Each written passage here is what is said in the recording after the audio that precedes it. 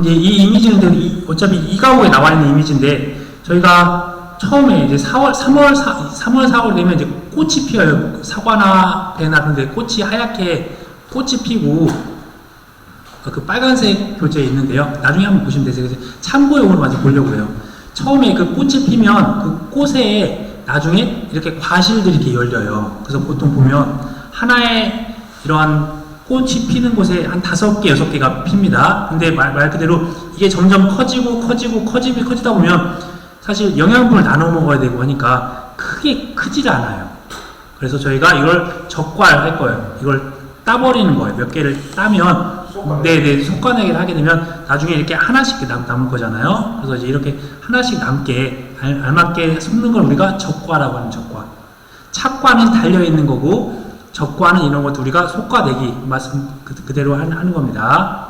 뭐 특별한 건 아니니까. 그래서 통상적인 적과, 통상적으로 사과 배는 6월달, 그 다음에 단감, 떫은감은 7월 말까지 이렇게 하거든요. 그때까지 또는 자연적으로 떨어지는 것들이 있어요. 그 시점을 우리가 그때 그 시점에 달려있는 것, 착과된 개수를 셉니다.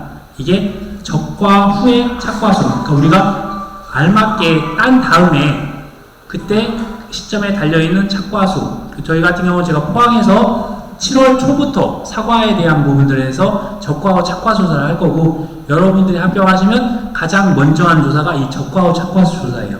그래서 사과, 배, 단감, 떫은감에 대해서 이렇게 어느 정도 이렇게 말씀드렸다시피 과총이 여러 개 있는데 그 여러 개 있는 것들을 그러면 개수가 어마어마하게 다 달릴 거잖아요. 그러지 않고 이걸 다 일정하게 다 속과내고 이제 하나씩 여기도 하나 달리고 여기도 하나 달리고 여기도 하나 달리고 하나 달리고 이랬을 거잖아요. 그때 가서 이제 세는 거예요. 그때 세는 방법들은 아까 말씀드렸다시피 가서 이제 직접 세시는 거예요. 그 나무다 몇 개씩 달려 있는지를.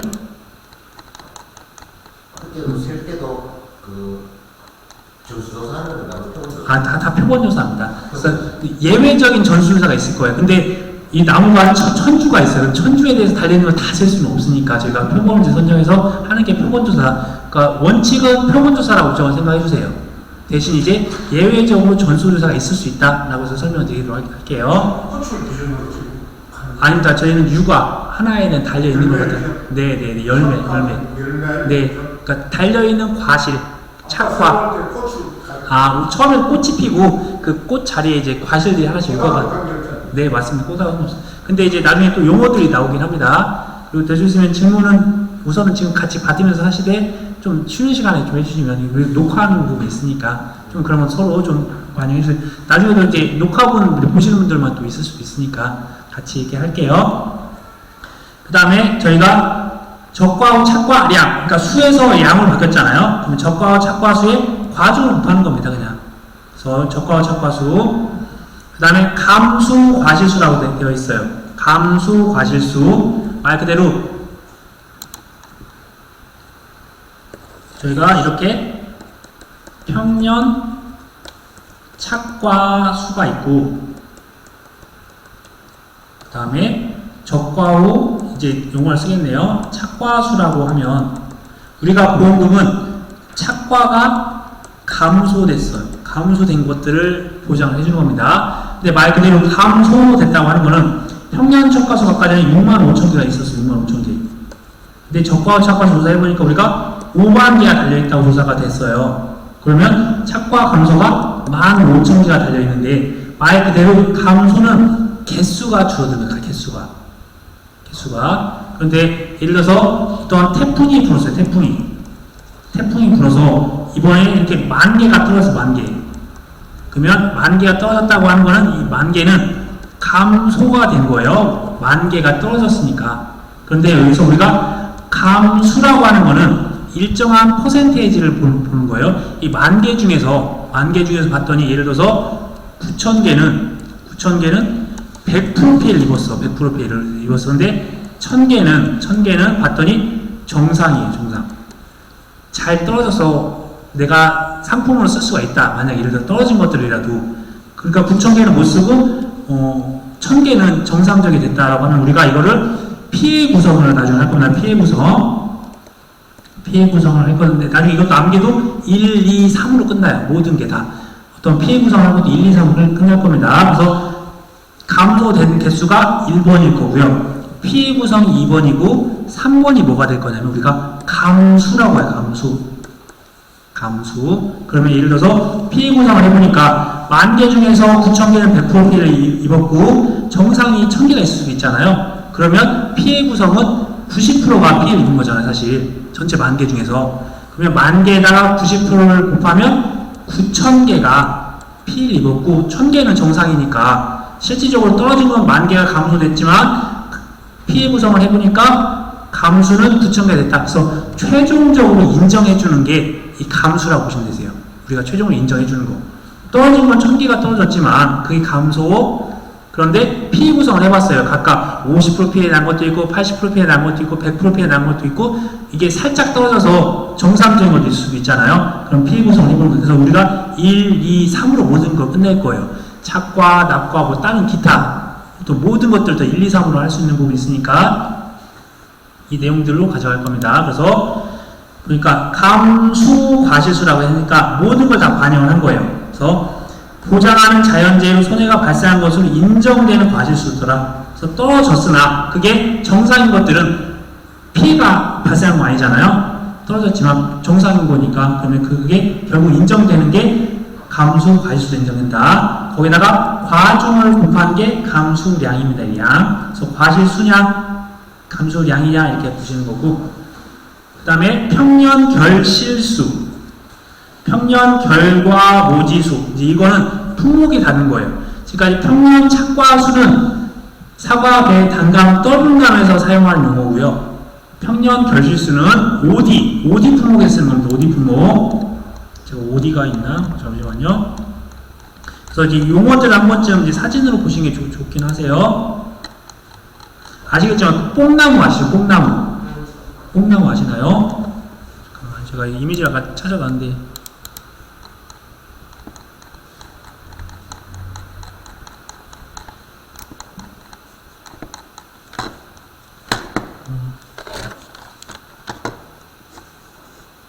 제가 지금 이 부분이 좀 안 돼서 그럼 넘기도록 할게요. 그러면 평년 결실수라고 하는 건 옆에다가 OD라고 써서 OD. 저희는 이제 과수는 총 3가지 품목밖에, 3가지 분류밖에 없어요. 사실은 사과, 배, 단감, 떨분감처럼 달려있는 개수 갖다가 평가하는 게 있어요. 원래 달려있는 게 이만큼인데 떨어진 달려있지 않은 게 얼마만큼이다, 아니 앞으로 떨어진 게 몇 개다, 그걸로 개수를 파악하는 게 사과, 배, 단감, 떨분감이고, 나머지 품목은, 나머지 포도 그런 품목들은 우리가 평년 수확량을 가입을 해요. 수확량. 아까 말씀드렸다시피 이 과선이 얼마만큼, 이 농지 얼마만큼이라고 하는 부분들에 대해서 이렇게 수확량을 조사해. 나중에 수확량. 그러면 나머지가 감소가 됐다라고 하는, 감수가 됐죠. 이 부분을 우리가 감소가 되는 양 갖다가 보험금을 지급하는 방법인데, 일부 품목은 과실에 대한 손해, 직접적으로 원래 이런 가지에 몇 개씩 보험을 가입할 때 이 한 가지에 가지 1m에 원래 100개씩 달려있다라고 가입하는 품목들이 있어요. 어떤 거는. 또 어떤 품목은 이러한 과실을 보면 이 다른 이 과실이 달려있는 걸 우리가 결과지라고 한다고 했잖아요. 과실을 달고 있는 가지를 결과지라고 해요. 근데 그 결과지의 엄마를 결과모지라고 해요. 결과모지. 그러니까 과실을 직접적으로 다는 거를 결과지라고 하고, 그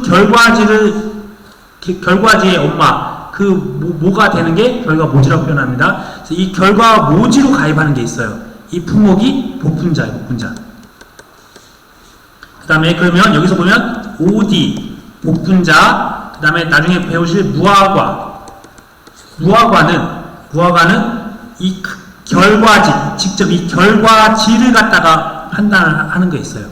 무화과는. 그 다음에 감귤. 이 4가지 품목이 과실손해에 대한 부분을 할 거예요. OD, 복분자, 무화과, 감귤인데, 감귤은 이러한, 감귤 아시죠? 저희가 귤이요. 귤 같은 경우에는 이 표면에 피해가 얼마만큼 났는지 갖다 판단을 해요. 이러한 수확량이나 무게를 갖다 판단하지 않고 과실에 직접적인 손해를 입었다라고 라고 하는 게 과시손해보험금을 판단하는 게 있어요. 그래서 OD는 이 1m에 몇 개가 달려있냐, 그래서 결실이 몇 개가 되어 있냐, 그 다음에 복분자는 이러한 과실을 달 수 있는 결과 모지가 얼마만큼 피해를 입었냐, 그런 걸로, 그 다음에 무화과는 이런 가지, 그러니까 과실 달 수 있는 가지가 얼마만큼 피해를 입었냐, 그 다음에 감귤은 그 과실 자체가 얼마만큼 피해를 입었냐, 그렇게 판단하는 게 과시손해 피해율이 있습니다. 그 네 가지 품목이 있다. 그런 정도만 우선 기억을 해주세요. 이렇게 양이 줄어서 판단하는 품목이 있고, 이런 품목이 있다. 이 세 개로 끝나요. 이 세 개로. 결국은 과수에서는요.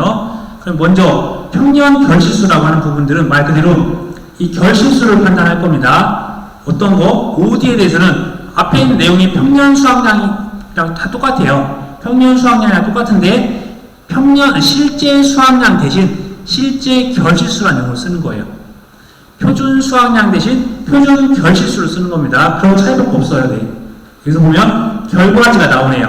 그래서 보면 결실하는 가지, 열매 가지를 우리가 결과지라고 한다. 결과모지는 결과지보다 1년이 더 묵은 가지. 그러니까 이게 나오고 거기다가 1년 후에 과실 다시 결과지가 나오는 그런 구조라고 보시면 되세요. 그러니까 똑같은 평년 수확량 똑같은 건데 결실이라는 용어를 쓰는 게 OD라는 품목이라는 차이밖에 없는 거예요. 결과모지라고 하는 부분은 이런 결과모지로 조사하는 게 지금 복분자, 나머지 내용은 다 똑같습니다. 그래서 수확량 자리에 결실, 수확량 자리랑 결과모지 이걸 이제 쓰는 것 차이만 있는 거예요. 그 다음에 보상하는 감수량이 아니라 미보상 감수량이 나오네. 미보상 감수량. 그래서 감수량 중 보상하는 재해 이외의 원인으로 감소한 양이다. 이렇게 되어 있는데 저희가 이제 계속 공부할 게 뭐냐면 여기에서 예를 들어서 우리가 보험금을 줄 때 이만큼을 원래 보험금을 준다고 했잖아요. 이거에 대해서 보험금을 준다고 했잖아요. 이 부분에 대해서만. 그런데 여기에서 봤더니 이 줄어들었던 이유가 봤더니 일부분에 대해서는 제초가 상태가 안 좋았어. 계약자가 용농 관리 잘못하셨어. 그러니까 여기서 1000kg이 있었는데 1000kg이 수확량이 600kg이 나왔어요. 근데 감수가 400kg을 인정을 해줘야 되는데 봤더니 풀밭이야. 봤더니 병이 엄청 많이 들었어요. 병충해가. 봤더니 용농 관리를 안 해주셨어. 비료도 안 주고 어떤 관리 안 해주셨어. 그러면 이런 부분들이 만약에 이 줄어든 것들에 대해서 한 20%가 부주의가 있다라고 하면 이걸 다 인정해 줄 수 없잖아요. 그게 미보상 비율이라는 게 이 20%가 미보상 비율. 그러면 미보상 감수량이라고 하는 부분은 뭐냐면 이렇게 감수량이 있잖아요. 감수량에다가 미보상 비율을 곱해요. 하면 이게 그대로 미보상 감수량이 되는 겁니다. 그래서 미보상 비율에 해당되는 게 이렇게 보상하지 않는 사유로 인해서 일정한 미보상 비율이 발생하면 그 감수량에서 그걸 차지해 주는 겁니다. 이 용어를 다시 한번 보도록 할게요. 감수량 중 보상하는 재해 이외의 원인으로 감소한 양을 우리가 미보상 감수량이라고 하니까 이 감수량에다가 미보상 비율을 곱해서 산출하는 겁니다. 그래서 나중에 다시 한번 보실 때 실질적으로 이걸 산출하기 위해서는 우리 공식이 어떻게 되냐면 평에서 수를 빼요. 그래서 다시 볼게요. 평에서 수를 빼요. 여기다가 미보상 비율을 곱할 겁니다. 그래서 평수음이 나중에 나올 거예요. 평년 수확량에다가 수확량을 빼면 감수량이 나올 거고 거기에다가 미보상 비율을 곱하는 게 미보상 감수량이 되는 거예요. 그래서 이제 이게 핵심적인 용어들이 나중에 공부하실 때 평수음이 될 겁니다. 평수음이. 그 다음에 생산비라고 하는 부분이 있네요. 지금까지 저희가 공부했던 부분이 뭐냐면 이렇게 수확량을 가지고서 수확량을 기준으로 했던 품목도 있는데 이거에 대한 단점이 무엇이냐면 이 상품에 대한 단점이 뭐냐면 작기라는 게 있어요. 이렇게 보험 기간이 지나면 지날수록 비용들이 계속 증가할 거잖아요. 이거는 보험에 대한 기간이 지날 거고 이것들에 대한 비용들 이때 육류를 할 거고 이때 비료를 줄 거고 이때 또 어떤 속기를 한다든지 또 비료를 준다든지 가면 갈수록 비용들이 증가할 거잖아요. 그렇죠? 그런데 사고가 만약에 이때 사고가 났어요. 이때 사고가. 그러면 이 계약자는 이만큼에 대한 비용을 두고서 보험금을 타는 거고, 만약 이때 사고가 났어, 이때 사고가. 그럼 이분은 사실 이만큼에 대한 비용이 들어갔어. 이때 비료도 치고 농약도 치고 또 어떤 사람도 써서 뭐도 하고 하면서 비용들이 계속 들어갈 거 아니야, 농사 지을 때. 그러면 이때 사고 난 사람이랑 이때 나온 사고 난 사람이랑 보험금을 아예 똑같이 줬다. 똑같이 줬다 그러면 형평성이 없어지잖아요. 그래서 이거를 비용적인 것들을 해보자. 위에다가 생산에 들어간 비용들. 그러면 우리가 이제 이런 부분들을 이때 사고가 나면 비용이 이만큼이 들어갔으니까 이만큼 들어간 비용에 대해서 피해를 보자. 그래서 이때 사고가 났으면 이만큼에 대한 비용이 났으니까 이만큼 비용이 들어간 것들에 대해서 피해를 보자 라고 하는 게 말 그대로 생산 비용에 대한 것들을 접근하는 거예요. 수확량이 아니라 들어갔던 비용들을 가져간다 라고 하는 게 생산 비용으로 들어가는 부분들. 그래서 작물의 생산을 위하여 소비된 재화나 용어의 가치로, 이것도 기출문제입니다. 이 세부적인 내용이 나왔던 건 아니고 여기서 보면 위탁 아니다 고용 노동비까지가 우리가 경영비라고 해요. 경영비. 예를 들어서 농사 짓는 데 들어가는 비용들이에요. 이 묘를 산 종묘비, 비료 주는 비료비, 뭐 농약비 하나하나 암기할 건 아니고요. 영농 방열비, 열을 쓰거나 뭐 물을 이용한 수리비, 기타 재료비, 소농구비라고 하는 부분들은 뭐 곡괭이나 삽이나 그런 것들 조그만 농기계 있잖아요. 그 다음에 대농구 삼각비, 뭐 트랙터나 컴바인처럼 비용이 많이 들어가는 거는 일시불로 살 수가 없으니까 그 다음에 그것들이 감가가 되잖아요. 자동차 같은 경우도 1년에 뭐 몇 프로씩 감가가 되는 것처럼 대농구에 대한 것들은 삼각비, 그 다음에 영농시설 삼각비도 마찬가지로 뭐냐면 어떤 하우스 시설을 지어놨어요. 그게 지었는데 1억이 들었어. 그럼 1억을 한 번에 넣지 않고 1년에 뭐 1000만원씩, 1년에 500만원씩 감가가 된다라고 하면 그런 것들을 500만원씩 책정하는 겁니다. 그 다음에 고치는 비용, 뭐 기타 요금, 뭐 빌렸으면 임차료, 뭐 위탁 맡겼으면 맡기는 비용들, 고용 노동비 같은 게 있으면 여기까지 우리가 경영비라고 일컬어요. 그러니까 이 생산비에 대한 부분에 들어가는 부분들. 그런데 영농활동을 한다고 하는 목적은 저희가 가입할 수 있는 거는 판매 목적으로 가입할 수 있는 거예요. 내가 농사지어서 내가 먹으려고 하는 것들은 가입이 안 돼요. 판매 목적으로 하는 것들이니까 결국 그 판매에 대한 것들은 내가 노력을 했으니까 내 노동비도 들어가야 돼. 내 월급 같은 거 들어가야 돼요. 자가 노동비는 내 월급 같은 겁니다. 내가 이만큼 품앗이 했으니까 이만큼 수익이 발생해야 된다. 그래서 자가 노동비. 그 다음에 자본에 대한 용역비가 세 가지로 구분이 돼요. 그래서 유동적인 거, 고정적인 자본 용역비가 있고 토지와 관련된 부분들까지도 이거는 따로 별도로 있습니다. 이렇게 과거에는 자가 노동비, 그 다음에 자본 용역비, 그 다음에 토지 용역비 이렇게 세 가지로 구분했었는데 이 자본 용역비를 이제 세 가지로 더 추가로 구분했어요. 그래서 앞부분까지 경영비, 거기에 자가 노동비, 유동 자본 용역비, 고정 자본 용역비, 토지 자본 용역비. 이 뒤쪽에 제가 이 동그라미 친 거는 기출 문제로 가로치기로 해서 나왔던 겁니다. 그리고 이제 보장 생산비라고 하는 건 생산비에서 수확기에 발생하는 생산비를 차감하는 값이라고 되어 있네요. 이제 이것도 한번 이미지로 보면 어떤 찾기라고 하는 부분들, 이것도 중요한 내용들이에요. 저희가 준비를 하는 시간이 필요해요. 그 다음에 생장기가 있고 수확기가 있다고 하면 말 그대로 저희가 뭐 고추 같은 경우도 저희가 모종을 키워가지고 그걸 이제 본밭에 옮겨 심어요. 그걸 우리가 정식이라고 그럴 겁니다. 그래서 그 모종까지 키우는데 시간이 들어갈 거고 그때까지 비용이 들어갈 거고 그래서 우리가 준비기에 대한 준비기 생산비라고 해요. 이때까지. 그 다음에 생장기 말 그대로 이제 정식을 한 상태에서 어떤 비료도 주고 어떤 거름도 주고 이제 관리도 하고 하는 게 생장기간 동안 그 기간에도 비용이 들어가겠죠. 이때까지 비용들을 우리가 생장기 생산비라고 해요. 그 다음에 수확기에도 우리가 수확을 할 때 사람도 필요하고 포장도 하는 비용도 들어가고 유통하는 비용도 들어가니까 비용이 원래는 계속 증가해야 돼요. 그런데 아까 말씀드렸다시피 이 상품이 뭐였냐라고 하면 판매 목적이에요. 그러면 우리가 한 포대, 두 포대 수확을 하면 그걸 판매를 해요. 그러면 추가적인 비용보다 그래프가 반대로 갑니다. 그래프가 이렇게 회수를 해요. 이거를 뭐 했다고 하면 판매를 함으로써 회수가 되는 거예요. 사실 비용은 증가하지만 이 고추를 판매를 함으로써 회수가 되는 거니까 그래프가 뒤로 되는 거예요. 뒤로.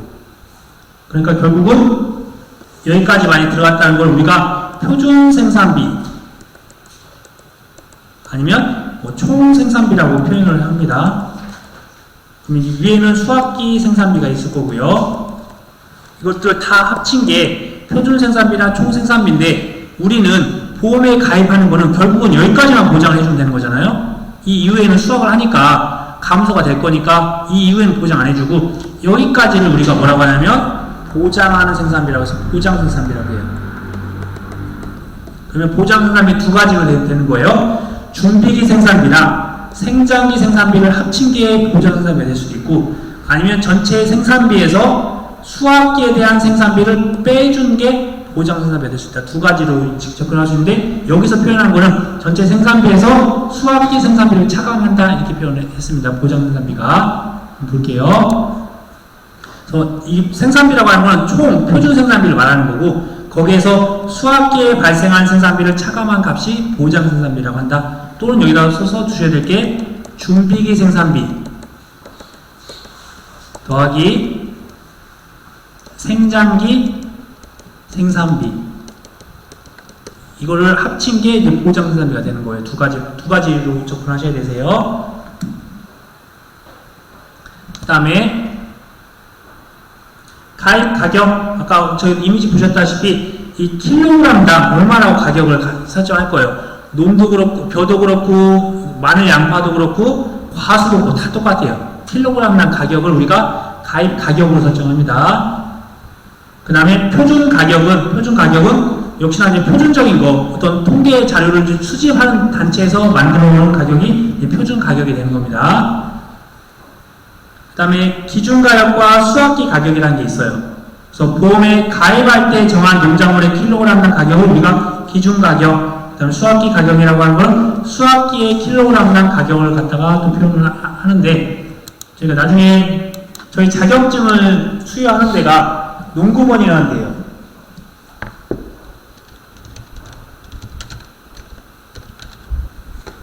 저희 자격증을 주는 데가 농업정책보험금융원이라는 데인데 이쪽 사이트에 가서 보면 가격에 대한 공시들이 나와요.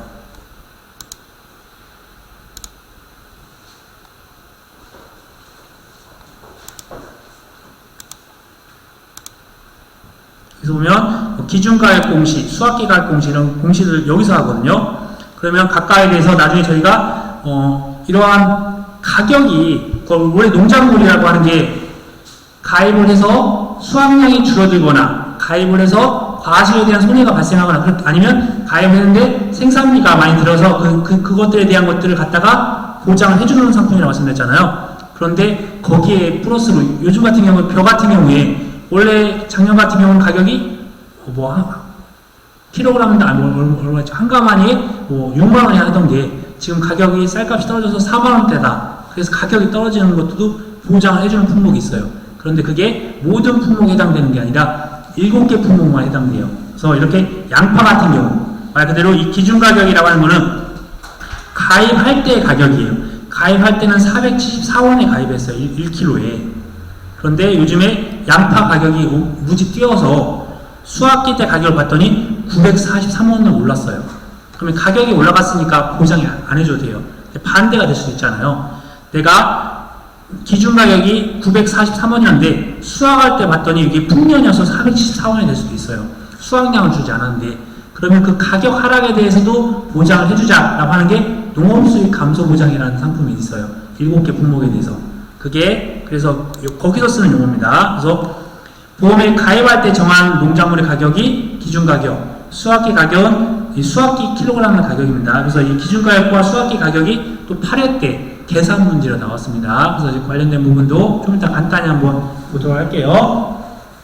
그 다음에 여기서 올림픽 평균 가격이라는 게 나오네요. 올림픽 평균 가격은 연도별 평균 가격 중 최대값과 최소값을 제외하고 남은 값들의 산술 평균. 말 그대로 저희가 올림픽 때 보면 펜발 5개를 들잖아요. 그 중에서 최고값, 최저값 하나씩을 빼는 거예요. 그 다음에 3개 갖다가 평균치를 나누는 겁니다. 그 다음에 농가 수치 비율. 말 그대로 농가에 들어오는 돈의 비율. 만약에 예를 들어서 원래 10,000원에 대해서 도매 가격이 나왔어. 근데 유통비용이 운반비용이 2,000원이 들어갔어. 2,000원이. 그럼 다시 이거를 도매 가격 10,000원으로 나눠보면 8,000 나누기 많이니까 80%가 실제로 농가한테 들어가는 비율이에요. 사실 8,000원이지만 10,000원에 대한 비율로 들어가니까 도매 가격 빼기 유통비용을 뺀 값을 다시 도매 가격으로 나눈 값이 농가 수치 비율, 즉 도매시장 가격에서 유통비용을 차감한 농가 수치 가격이 차지하는 비율로 사전에 결정된 값이다 라고 해서 도매 가격 빼기 유통비용 나누기 도매 가격 이렇게 하시면 되세요. 아마 이익률이나 이런 것들 다 이런 식으로 산출하시는 거예요. 다. 그러니까 결국은 농가 수치 비율이니까 10,000원에서 2,000원을 뺀 게 농가가 이제 8,000원을 농가가 수치하는 거잖아요. 그것들에 대한 비율이니까 전체에 대한 비율이 농가 수치율 이렇게 되는 겁니다.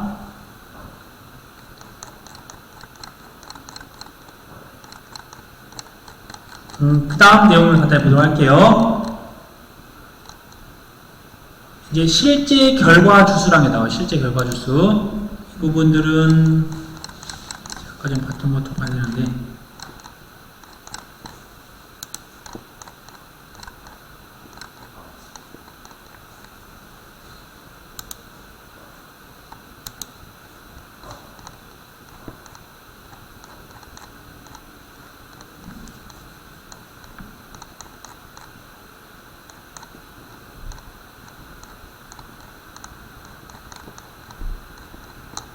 아까 전에 이게 오디예요, 오디. 뽕나무.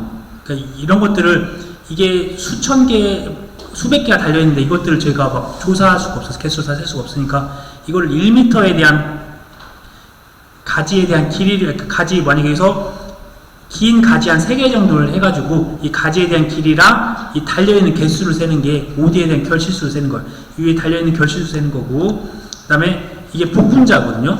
복분자의 이러한 나와 있는 이런 하나하나가 결과보지예요. 결과보지. 그래서 복분자는 이런 거 조사를 해요.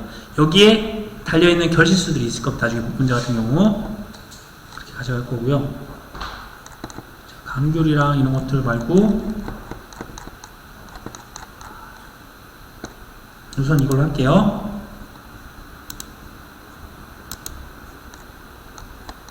그러니까 이 사과과서는 아까 전에 300주가 심어져 있어요. 300주. 그럼 300주가 맞는지를 다 셀 거예요. 그걸 우리가 실제 결과 주수라고 해요. 실제 결과 주수. 이 과수원에 실질적으로 과실이 달리는 나무수를 세는 게 실제 결과 주수예요. 그래서 이게 가서 봤더니 나무들 중에서 보니까 이 근처에 과실이 안 달려있거나 이미 다 죽어있거나 뭐 그런 나무들도 있을 수도 있잖아요. 그런 걸 빼야 돼요, 다. 그래서 실제 결과 주수라고 하는 부분들은 실제로 과실이 달리는 나무들을 할 겁니다. 그러면 여기서 빼는 거 결과론적으로 나무를 봤더니 유목, 아까 전에 과실이 안 달리는 나무가 유목이라고 했잖아요. 이걸 빼야 돼요. 그리고 제한 품종, 말 그대로 가입이 안 되는 것들. 만약에 내 가입을 2월 5일날 보험에 가입했는데 조사를 해보니까 1월 10일날 죽은 나무예요. 나무가. 그럼 그건데 가입이 안 되는 걸 우리가 인수 제한되는 것들을 가입이 안 되는 것들이잖아요. 그런 것들을 빼야 돼요. 그래서 여기서 봤을 때 조사는 저희가 기준이 되는 거는 적과후 착과수 조사는 보통 사과 같은 경우는 7월 달에요. 한 7월 10일날 내가 조사를 했어요. 보험 가입은 2월 10일날 보험을 가입했는데 조사는 7월 10일날 만약에 적과후 착과수 조사를 했다라고 하면 기준은 우리가 조사는 이때 조사를 했지만 우리가 실제 결과주수라고 하는 부분은 가입 일자를 기준으로 보는 거예요. 이때 조사를 해봤더니 500주가 있었어요. 가입은 550주가 됐는데 여기서 봤더니 유목이 한 20주가 있었어요. 그 다음에 고사가 됐는데 1월 10일날 고사된 게 30주가 있었다 라고 하면 내가 이때 조사했던 실제 결과수 500주가 나왔던 이유는 뭐냐면 사실 가입은 550주가 맞았어요. 맞았는데 봤더니 30주는 이미 그 전에 죽은 게 있었고 이거는 제한 품종이 제한 빼야 되는 거고 봤더니 이 심어져 있는 것 중에서 유목이 20주가 있었어요. 이것도 가입이 안 되는 거잖아요. 그러면 이때 실제 결과수는 모든 나무수, 이게 우리가 모든 나무수라고 해요. 모든 나무수에서 유목 20주 빼고 그 이전에 죽은 거는 가입이 안 되는 걸 거 아니에요. 그런 제한 품종인 30주를 뺀 500주가 실제 결과 주수가 되는 겁니다. 당연히 그 이후에 죽은 건 보장이 돼요. 근데 가입하기 전부터 역선택이 되는 거잖아요. 이미 죽은 걸 보험에 가입을 했다고 하는 거는 보험금을 타기 위한 목적이니까 그런 거 가입시켜주면 안 되는 거잖아요. 그런 부분이다. 그래서 한번 내용 보도록 할게요. 그래서 조사는 말 그대로 조사는 그 이후에 했지만 이 실제 결과 주수는 가입 일자 기준을 제가 회계해서 근데 그걸 증명은 평가하시고 조사하신 분이 증명을 해내야 돼요. 그게 안 되면 다 인정을 해줘야 되는 거고 어쩔 수 없이. 그래서 가입 일자를 기준으로 해서 농지에 식재된 모든 나무수를 말합니다. 모든 나무수. 다만 인수 조건에 따라 보험에 가입할 수 없는 거 이미 가입하기 전에 고사된 거 가입이 안 될 거고 조사를 해보니까 그게 유목이었어. 과실을 못 여는 조그만 나무들이야. 저희가 나무들이 죽으면 그 안에다가 조그만 나무들을 심어요. 과수원에 가서 보시면. 근데 그런 것들 다 가입으로 잡아줄 수 없으니까 그런 부분이 있다. 그 다음에 이제 고사주수가 나옵니다. 고사주수. 말 그대로 실제 결과 나무수 중 보상하는 손해로 고사된 나무수. 그러니까 주체가 되는 거는 고사라고 하는 부분들은 실제 결과 주수 중에서 그러니까 거기다 이제 보상한 손해로 고사된 겁니다. 이제 미보상 주수, 이제 미보상 주수가 좀 어려워요. 실제 결과 나무수 중 보상하는 손해 이외의 원인으로 고사되거나 수확량이 현저하게 감소된 나무수 이제 이런 것들도 보면 제가 또 이미지를 한번 또 보여드릴 수 있으면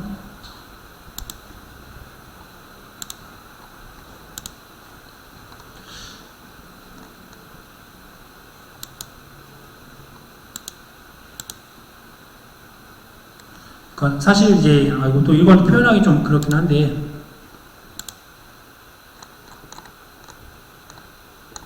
예를 들어서 이걸 명칭은 제가 이제 보지 마세요. 그냥 말 그대로 병을 보장하지가 않아요. 우리가 병을 보장하지 않는데 병이 와서 나무가 죽었어요. 그러면 미보상 사유잖아요. 만약에 태풍이 불어서 나무가 죽었으면 고사됐으면 보상하는 고사가 되는 거고 이렇게 병이 와서 죽었다 라고 하면 미보상 주수가 되는 겁니다. 그리고 보시면 이렇게 뭐 줄기 마른 병 같은 경우 올 수도 있고요. 어떠한 과수원에 가서 보면 이렇게 해거리라고 하는 부분이 있어요. 해거리라는 용어는 뭐냐면 뒤에서 보시겠는데 저희가 과수원에 대해서 나무가 아까 적과를 알맞게 안 하면 많이 열릴 거잖아요. 많이 열려 있는데 그러면 영양분을 모든 걸 흡수하다 보면 내년에 열지를 못해요. 그 이유가 뭐냐면 작년에 너무 많이 달아놨어. 그러니까 그 나무가 영양분을 빨고 뭐하고 하는 부분이 있는데 그래서 다른 데는 나무 과실이 많이 달려있는데 유독 여기 나무에는 이 해거리로 인해서 작년에 너무 많이 달아놨다 보니까 이제 수세가 약해져서 다음 년도에 이걸 열지를 못하는 거예요. 그러니까 용어를 아시라는 거예요. 그렇게 사례가 나올 수 있으니까. 그 다음에 역시나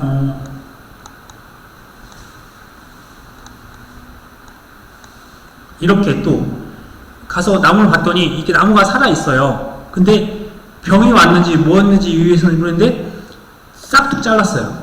나무 밑둥을 잘랐어. 그럼 당연히 과실이 안 열릴 거잖아요. 근데 이 과수원에 이 나무는 오래돼 있잖아요. 그러니까 이것도 그러면 인정해주면 안 되는 거지. 왜냐면 달려있는 과실이 없을 거 아니에요. 근데 이제 여기서 나오면 이렇게 나올 때 이게 1년, 2년, 3년은 또 인정해줍니다. 그럼 나중에 이게 과실들이 열릴 거잖아요. 그럼 그때는 이 밑둥을 갖다 인정해주는 게 아니라 이 위에 남아있는 그걸 갖다 인정해주는 거예요. 그래서 그런데 이렇게 밑둥이 잘려있고 이걸 우리가 강전정이에요. 강전정. 그래서 전정을 할 수 있는데 너무 심하게 전정을 했어요. 그럼 이런 거는 미보상 주수 잡을 수 있습니다. 왜냐면 우리가 실제 결과 주수라고 하는 용어는 말 그대로 과실을 열 수가 있어야 돼요. 근데 이렇게 많이 자르게 되는 경우도 열 수가 없게 되는 겁니다. 그래서 이러한 사례형으로 제가 말씀드린 이유는 뭐냐면 올해 기출문제를 보면 한번 간단히 볼게요. 이 용어들이 이제 좀 약간 풀어서 내용들이 막 나오기 시작을 했어요. 그래서 단순하게 그 용어 미보상 과거에는 예를 들어서 보상한 손해로 고사된 나무수 10주 이런 식으로 하면 이게 과거에는 고사주수 10주 이렇게 되어 있었고 보상한 손해 이외의 원인으로 착과량이 현저하게 감소된 나무수 과거에는 그냥 미보상주수 10주 이런 식으로 나왔던 게 이렇게 풀어서 나오게 되고, 그 다음에 또 다르게 내용을 보면 이렇게 사례형이 나와요. 갑은 가축재원에 가입했고 그 소가 있었는데 이게 뭐 설정해서 여행을 다녀왔다, 뭐가 파손됐다, 이런 식으로 해서 사례가 나올 수가 있어요. 그러니까 우리가 어떤 감전정이나 병이 왔다라고 사례가 나오면 그걸 우리가 판단할 수 있어야 돼요. 그러니까 과거에는 말 그대로 미보상주수, 고사주수 용어가 나와서 숫자를 줬다고 하면 이것들을 정확히 이해를 해서 판단을 했다는 건데, 내용이 어렵진 않아요. 사실 답을 보면 이렇게 한 줄에 끝나요. 한 줄에 끝나. 근데 이거를 이 글을 보고서 내가 판단할 수 있느냐는 거예요. 그러니까 크게 어렵진 않다는 거. 또 다른 문제를 보더라도, 예를 들어서 배 과수원에서 이렇게 일부의 호우가 왔다. 호우가 고상한 손해인지, 나무가 50주가 피해가 됐어요. 근데 만약 예를 들어서 50주가 병으로 와서 죽었다라고 하면 이게 미부상수가 돼야 되는 거예요. 그래서 이런 걸 판단할 수 있는지, 과거 8회 때부터 바뀌었던 게 이러한 실전형이 나왔다는 거예요. 실전형이. 그래서 제가 이제 이미지를 보여드릴 거고, 그럼 부분 또 역시나 벼동사를 지었는데 벼가 고사되었다, 가뭄이 왔다, 뭐 이런 식으로 해서 사례를 둬요. 그래서 이게 좀 이제 변화된 문제의 유형이었다는 거. 근데 그 내용을 여기서 봤더니 가축 재해범에 발생했는데 사냥개 3마리가 축사에 있는 소를 이제 죽였어요. 그러면 사냥개가 죽였을 때 이게 보상을 해줄 건지. 근데 답은 이렇게 한 줄밖에 안 돼요. 한 줄밖에. 근데 이게 되는지 안 되는지 저희가 사례를 통해서 이해를 할 수 있어야 되는지, 그렇게 되는 것들이라서 답은 정말 쉽게 이게 답이거든요. 한 줄, 그 다음에 그 다음에 보험대, 이렇게 세 개 쓰는 거였거든요. 그러니까 지급보험금은 500만원 곱하기 1 빼기 0.1한 400만원, 그 다음에 물음 2에 대한 답은 그 다음에 보험대위 금액 400만원, 이렇게 쓰는 거였어요. 답은. 그래서 이게 15점짜리 문제였는데 이 내용을 아느냐, 그런 것들이었어요. 그래서 문제가 길어졌어요. 문제가 좀. 그래서 문제를 상황을 아느냐. 답은 쓰는 거는 유추할 수 있는 거는 아주 간단한데, 그런데 이제 과거의 기출문제를 보시면, 과거의 기출문제는 공식에다가 대입만 하는 정도 수준이었어요. 그러니까 더 쉬웠었는데, 지금은 그 상황들을 파악을 하고 내가 정말 평가를 하는 그런 개념으로 약간은 내용들이 플러스 됐다. 그래서 수능처럼 과거에는 학력고사 시절에는 내가 뭘 암기를 하면 그걸 쓰면 되는 거였는데, 수능 같은 경우 문제 지문이 길어지잖아요. 그 상황을 이해하는지, 그래서 풀어 나갈 수 있는 것들은 어렵지 않은데, 그래서 이제 그런 형식으로 좀 이해를 해 주시면 된다. 그래서 아까 보셨다시피 강전정 있어요. 강전정. 또는 병이 왔어요. 그래서 나무가 죽지는 않았는데 살아 있었잖아요. 나무가요. 그런데 수확량이 현저하게 감소됐어. 잘났으니까 달릴 수 있는 게 없잖아요. 그럼 이런 걸 고사되지 않았으니까 이런 걸 우리가 미보상 주스라고 하는데, 미보상 주스. 그거 빼는 거고요. 그 다음에 기수확 주스. 이걸 저희가 수확 완료 주스라고도 표현을 하고, 이제 각각, 또는 기수확 주스. 그러니까 이미 이제 수확을 다 한 겁니다. 그래서 실제 결과 나무 수, 이제 키포인트가 조사일자 기준. 조사를 하려고 봤더니 이미 다 수확을 했어요. 이건 가입을 할 때는 수확을 할 수가 없잖아요. 그러니까 조사일자 기준으로 수확이 완료된 나무수. 그 다음에 수확 불능 주수, 이제 미보상 주수랑 이제 차이가 나는 게 있어요. 미보상 주수랑. 여기서 보면, 실제 결과 나무수 중 보상한 손해로 전체 그러니까 전체에 대한 가지, 주요된 가지나 꽃눈 등이 보험 약관에서 정한 수준 이상 분리되어 있거나 침수되어, 그러니까 꽃이 있어야 나중에 열매를 맺는다 했잖아요. 근데 꽃이 핀 상태에서 피해를 입은 거예요. 그러니까 꽃이 다 없으면 또 열매도 수정을 못하는 것이 되니까, 가지가 됐거나 꽃눈이 됐거나 약관에 정한 수준 이상으로 분리되었거나 침수되어 보험 기간 내 수확이 불가능하나 나무가 죽지는 않아 향후에는 수확이 가능한 나무수. 말 그대로 이거는 보상한 손해로 하는 거예요. 그러니까 근데 강전정은 계약자가 임의적으로 자른 거잖아요. 그러니까 보상 안 해주는 건데, 이 수확 불능주수는 말 그대로 꽃이 폈는데 냉해가 왔어요. 추위가 와가지고 꽃이 다 얼어버렸어. 그러면 그게 보상한 손해가 발생을 했는데 열매를 못 맺는 거잖아요. 그러니까 해거리 같은 경우 마찬가지예요. 그래서 저희가 증명하기가 쉽지가 않아요. 꽃이 폈는데 그게 해거리로 인해서 작년에 너무 많은 과실을 열어가지고 해거리가 됐는지, 아니면 진짜 냉해 피해가 입어서 꽃이 다 얼어가지고 피지 못했는지, 그런 것들은 알 수가 없지만, 이렇게 수확 불능 상태가 됐다고 하면 올해는 나무가 살아있어서 내년에는 수확이 가능한 것들이다 라고 봐주시면 되세요. 그래서 수확 불능은 보상하는 거, 보상하는 거. 그 다음에 조사 대상 주수, 조사 대상 주수는 실제에서 보상, 미보상, 수확 완료, 수확 불능을 뺀 나무수로 과실에 대한 표본 조사의 대상이 되는 나무수이다 라고 되어 있네요. 저희가 이제 조사서를 이제 항상 보시면 이런 표본 조사에 대한 기준이 되는 게 조사 대상 주수입니다. 조사 대상 주수. 원점이 없네요. 이제 처음이고 하니까 좀 상황들을 좀 보시는 게 좋으세요. 저희가 이제 조사를 가면 이제 왼쪽에 지금 육안에 안 보이는데 이 왼쪽에는 실제 결과 주수가 나올 거예요. 이거 저희가 조사서입니다. 실제 결과 주수가 나올 거고 거기에다가 우리가 판단해서 고사 주수, 수확 불능 주수, 뭐 미보상 주수 이런 것들을 빼요. 그러면 이 조사 대상 주수를 저희가 선정을 하게 되는 거예요. 조사 대상 주수를 이렇게 저희가 근데 이것도 같이 봐주세요. 이게 사례형으로 나올 수가 있습니다. 사례형으로. 그래서 이제 이렇게 표 형식으로 실제 결과 주수가 몇 주다, 고사 주수가 몇 주다, 수확 불능 주수가 몇 주다, 미보상 주수가 몇 주다라고 표현을 주고 이 조사 대상 수를 안 줄 수가 있어요.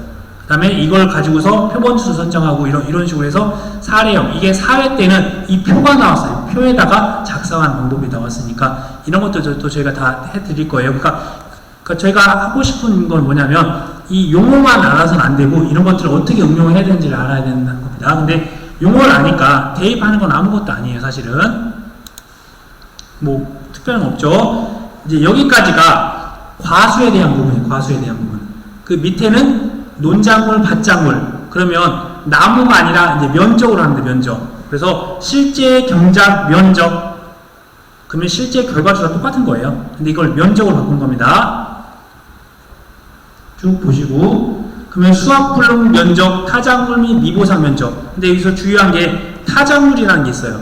과수는 사과 과수는 사과 나무들만 이렇게 심어 놓을 거고, 뭐 배나무나 다른 나무 심어 놓으면 빼버리면 돼요. 근데 논작물이나 밭작물은 그 논에다가 일부는 여기다 콩을 심어 놓고, 일부는 깨를 심어 놓고 이렇게 할 수도 있어요. 근데 어차피 깨를 심은 것도 내년에는 다시 콩을 심을 수도 있고, 할 수 있는 경작 면적이잖아요. 그래서 그런 걸 타작물로서 차감을 해주면서 인정을 해줘요, 그냥. 근데 과수는 내가 그 사과 나무를 뽑아가지고 또 다른 나무를 심거나 할 수가 없잖아요, 사실은 어떻게 보면. 그래서 타작물이라는 용어를 쓴다. 그래도 인정을 해준다. 대신 보상은 하지 않겠죠. 그래서 실제 경량 면적 중 목적물 외에 타작물이 실제되어 있거나 보상한 손해 이외의 원인으로 수확량이 현저하게 감소된 면적, 이렇게 되어 있는 게 미보상 면적입니다. 나머지 내용은 똑같고요. 그 다음에 재배 및 피해 형태 구분 관련된 용어가 있네요. 이 부분은 꽃눈이 분화했다. 지금 꽃눈 분화라고 하는 부분을 옆에다가 써주신 게 참다래. 그러니까 꽃눈이 분화해서 이제 열매가 되는 겁니다. 열매가 유과가 되는 거예요. 그래서 이 참다래 같은 우리가 말하는 게 뭐였죠? 갑자기 용어가 생각. 참다리가 어떤 과실이죠? 참다리. 갑자기 제가 생각이 안 나네요. 조그만 건데. 네? 네, 참다리를 저희가 쉽게 표현을 하면, 잠시만요. 제가 용어가 생각이 안 나네요.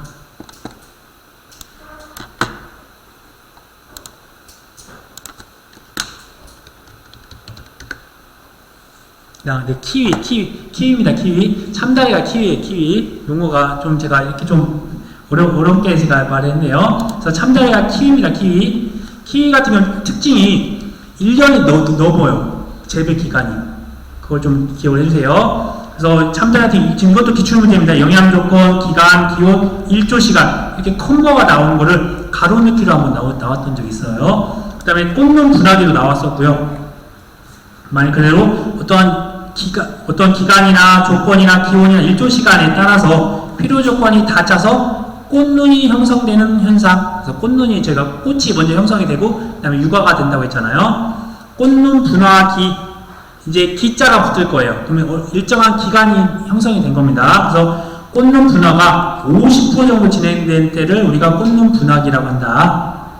낙과 나무에서 떨어진 과실이 떨어진 겁니다. 착과 나무에 달려있는 과실, 그 다음에 해걸이라고 나왔네. 해걸, 아니 적과. 그래서 말 그대로 이 적과라고 하는 거는 뭐냐면 알맞은 과실만 남겨둬야 돼요. 너무 많이 달리면 내년에 그게 해걸이가 발생한다고 했어요. 그래서 수세가 약해져서 과실을 열지를 못해요. 그 전년도에 너무 많이 달면. 그래서 해걸이를 방지하고 안정적인 수확을 위해 알맞은 양의 과실만 남기고 나무로부터 과실을 따버리는 행위, 그러니까 과일 속기를 하는 거죠. 그 다음에 열과라고 하면 이게 터진 거예요. 혹시 복숭아, 아니 포도 같은 경우 막 터지기도 하고 복숭아 터지기도 하거든요. 그 이유는 뭐냐면 숙기, 그러니까 과일이 아예 이제 익은 상태예요. 근데 장마 같은 게 와가지고 수분을 많이 흡수를 했어요. 근데 갑자기 폭염같이 더운 날씨가 지속되면 그 물을 배출하면서 갑자기 많은 물을 배출하다 보면 과실 껍질이 찢어져요.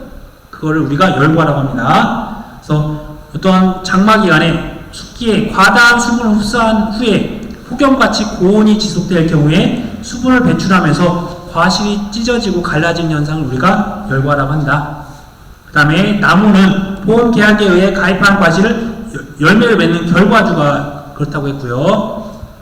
그 다음에 파라는 이제 꽃 또는 잎의 눈의 인편이 1에서 2mm에서 나오는 현상. 그러니까 저희가 이제 봄에 보면 그 양산한 가지에 조그맣게 이렇게 눈 같은 게 나오는 게 있어요. 그게 우리가 파라라고 합니다. 파라기. 과수원에서 전체 눈이 50% 정도 발생한 시기, 그러니까 기는 시기라고 보시면 되세요. 그래서 원칙상 다 50%라고 보시고 40%와 70%가 있어요. 그것만 따로 별도로 암기하시면 됩니다. 신초바라, 말 그대로 인편이 나오는 건데 역시나 1에서 2mm인데 신초라고만 표현합니다. 그럼 당년에 자라난 세 가지라고 표현을 할 거고요. 신초바라기는 역시나 이게 50% 정도 되는 겁니다. 50% 정도. 그럼 이 아래다 하나 써놓으세요. 출수기 하나 써놓으세요. 출수기는 벼에서 나오는 거고 이게 70%. 말 그대로 해당된 농지에서 전체 출수가 70% 정도 된 게 출수기. 지금 다 기초문에 나왔던 부분이에요. 신초 바라기 50%, 꽃눈 분화기 50%인데 출수기만 70%예요. 출수기만 70%. 그 다음에 수확기가 나오는데 이거는 뭐 따로 몇 프로 나와 있지는 않고 통상적으로 그 지역에 수확하는 시기예요. 지금 제가 있는 충주는 10월 한 10일부터 10월 20일까지가 일반적인 수확기입니다. 그래서 농지가 위치한 지역, 그러니까 충주면 충주, 대구면 대구 지역에 대한 기상 여건들을 감안하여 해당 목적물을 통상적으로 수확하는 시기, 대부분 그 지역은 비슷한 시기에 심고 비슷한 기간에 수확을 하잖아요. 그렇다. 그 다음에 이제 저희가 이제 기본적인 용어들 저희가 암기할 때 유실, 매몰, 도복 이 세 가지를 우리가 고사라고 써줘요. 고사. 세 가지를 고사라고 인정을 해주는 거예요. 그래서 말 그대로 죽은 걸 인정해주는 거예요. 그럼 고사는 나무에 대한 보장도 되고 과실에 대한 보장도 해줍니다. 유실 말 그대로 물에 떠내려가는 거예요.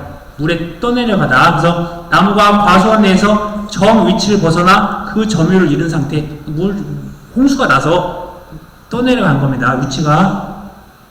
매몰 말 그대로 묻힌 거예요. 근데 나무가 토사 및 산사태 등으로 주간부에 30% 이상이 묻힌 상태, 30% 이상이 묻히게 되면 저희가 이 가지가 있으면 이 부분을 우리가 주간부라고 해요.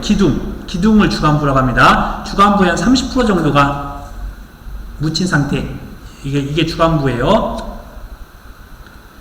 그 다음에 도복 말 그대로 쓰러진 거예요. 근데 쓰러진 정도가 40도보다도 더 이상 기울어진 게 도복이라고 합니다. 그럼 이런 경우에는 뿌리도 밖으로 나오게 되고 나무가 이제 서서히 죽게 돼요. 그래서 죽은 걸로 저희가 고사를 인정해 주는 겁니다.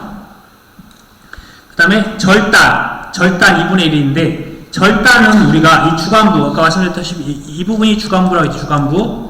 주간부가 3분의 2 이상이면 만약에 이렇게 기간이 있으면 한 이 정도 이렇게 잘렸겠죠. 그럼 상당히 많은 부분이 이렇게 잘렸겠네요. 3분의 2 이상이 절단된 거죠. 많은 부분이 절단이 되면 3분의 2 이상이 분리된 상태를 우리가 절단으로 하는데 이 부분은 고사입니다. 고사. 그런데 절단이 2분의 1 됐어요. 아까 전에 절단 2분의 1 이렇게 절단이 한 2분의 1 정도 되면 그 위에서 접목을 시킬 수도 있고 아니면 또 새순이 날 수도 있어요. 그러면 살아있습니다. 그러면 나무의 주간부가 분리되거나 전체 주지, 꽃눈 등의 2분의 1 이상이 분리된 상태 이걸 우리가 수확불능이에요. 수확불능. 그럼 이거는 나무는 살아있고 과실은 수확이 안 되는 상태예요. 근데 내년에는 수확할 수 있는 상태입니다. 내년이나 내후년에 수확할 수 있는 상태입니다. 신초 절단. 단감, 떠른감의 신초의 3분의 2 이상이 분리된 상태. 이거는 아무 상태도 아니에요. 말 그대로 신초라고 하는 거는 새로운 초가 발생한 거예요. 주지는 그대로 남아있는데 신초만 절단된 거니까 내년에 또 다시 다 나올 거고요. 침수. 나무에 달린 과실이 물에 잠긴 상태. 이것도 그냥 물에 잠겼다가 물이 빠지면 다시 이제 활성이 되는 겁니다. 이제 소실. 화재로 인하여 나무의 3분의 2 이상이 사라지는 것. 3분의 2 이상이 탔어요. 불에 탔어요. 이걸 우리가 고사. 소실을 고사라고 하는 고사. 소실 2분의 1이 있어요. 그래서 화재로 인하여 나무의 2분의 1 이상이 사라지는 것. 2분의 1이면 이거는 수확불능 상태예요. 수확불능. 그래서 이렇게 구분을 잘 하셔야 됩니다. 그래서 고사는 나무도 인정 죽은 거고 과실도 100% 인정받는 거고 수확불능은 나무는 살아있어요. 근데 과실은 100% 피해를 인정받는 겁니다. 그래서 나중에 과실 부분과 나무 부분을 나중에 구분을 하실 수 있으셔야 돼요. 그 다음에 이양 말 그대로 모짜리 등에서 기름볼을 농지로 옮겨 심는 거. 말 그대로 저희가 이양한다라고 하는 건 벼 심는 겁니다. 벼. 이양기에다가 그 모종을 갖다가 농지로 이제 이양기로 이제 심는 게 이양. 직파, 담수직파. 그러니까 농 같은 경우 물이 있잖아요. 거기다가 전파로 하나하나 이제 종자를 심는 거고. 그러니까 이거를 키워서 심냐 아니면 종자채 심냐의 차이입니다. 그 다음에 종실 비대기. 이걸 보면 저희가 콩나무, 지금 이제 콩 같은 경우, 콩이나 팥 같은 경우는 이렇게 이 안에, 이 꼬투리 안에 종실이 들어있어요. 콩이나 팥이 안에 들어있잖아요. 이 껍질, 꼬투리가 있는데 이 꼬투리가 커지는 시기입니다. 그래서 종실 비대기. 그래서 두류, 콩이나 팥의 꼬투리가 이제 형성이 되면서 그 안에 있는 것들이 이제 커져가는 과정이 종실 비대기라고 보시면 되세요. 그럼 출수 나왔네요. 벼의 이삭이 줄기 밖으로 자란 상태. 그 다음에 출수기. 농지에서 전체 이삭이 70% 정도 출수된 시점 나왔네요. 여기 출수기가 여기 있었네요. 그 다음에 아까 전에 제가 이 정식이라는 용어를 쓰는 데가 생산비보장에 쓰는 거예요. 생산비보장. 그래서 온산이나 묘산이나 몬밭 등에서 기른 식물체를 농업용 시설물 내에 옮겨 심는 일. 그러니까 정식이 이 농업용 시설물뿐만 아니라 고추 같은 경우, 브로콜리 같은 경우도 따로 딴 데서 키웠다가 이제 노지에다가 옮겨 심는 걸 우리가 정식이라고 정식. 그다음 정식 1이라고 하는 건 정식 완료한 날. 작기라고 하는 부분들은 아까 전에 제가 분모에다가 준비기, 생장기, 수확기 이런 것들을 하나에 대한 심어서 수확을 완료할 때까지. 그래서 작물에 대한 생육기간으로 정식일로부터 또는 파종일로부터 수확 종료일까지의 기간을 우리가 작기라고 한다. 그 다음에 출현이라는 말이 있네. 출현. 말 그대로 아까 바라는 이렇게 가지가 있으면 여기에서 나오는 거예요. 가지에서. 출현은 땅에서부터 나오는 거예요. 어떤 종자를 심었어요. 이게 땅 위로 올라오는 거예요.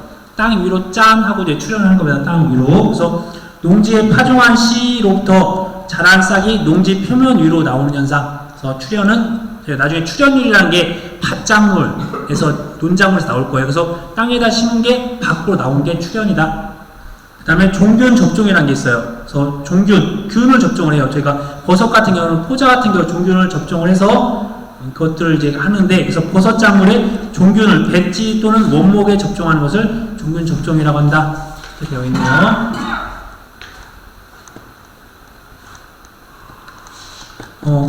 그 다음에는 잠깐 이제 쉬었다가 할 건데요. 나머지에 대한 어떤 용어적인 거, 저희가 기타 보험 용어들 나올 것들은 제가 다음 이제 다른 거 공부하면서 같이 한번 하도록 할게요. 이게 저희가 잔손, 대잔기라는 5가지 추가 비용이 있거든요. 이 추가 비용이랑 그 다음에 가축에 대한 부분들은 가축 파트에서 다시 한번 이렇게 하도록 할게요. 그럼 우선 용어는 여기서 마무리하고 그 다음에 이제 1과목 기본적인 내용들 다시 이제 본문에 있는 내용들 이제 공부하도록 하겠습니다. 이런 5대 비용들은 다시 한번 더 중요한 내용들이니까 같이 한번 설명드리는 시간 갖도록 할게요. 네, 여기까지 해서 혹시 궁금하신